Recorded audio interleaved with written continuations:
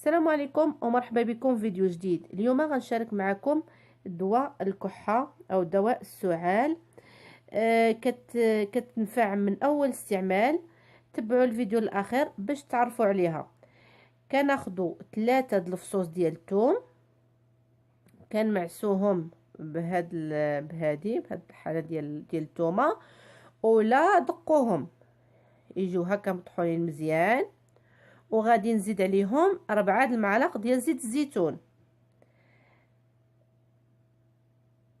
وغادي نحطهم يطيبوا في حمام مريم. انا خديت كسرونه ودرت فيها الماء مسبقا راه غلا، وغادي نخلي هاد العناصر هادي فوق في هاد الماء حتى يسخن الزيت مزيان وطلق فيه الثومه.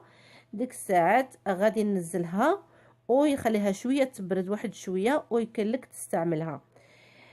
يمكن لك مثلا هذه تبقى يومين، لحقاش 4 المعالق ديال الزيت يعني تشرب شويه وتخلي شويه. ويمكن لك تستعملها صباح وعشيه. من اول استعمال صدقوني، من اول استعمال غتحسوا بان ديك الكحه طابت ليكم، وغادي تقدروا تنعسوا في الليل. ها هي الثومه ديالي طابت، راه نتوما تشوفوا انها طلقت مزيان في الزيت. غادي نخليوها. بالنسبه للناس الكبار غادي يشربوها بحال هكا.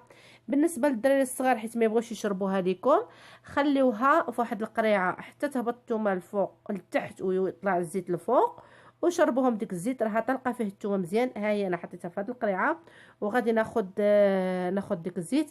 انا هذه هي الوصفه اللي كنستعمل وليداتي وكتنفعهم.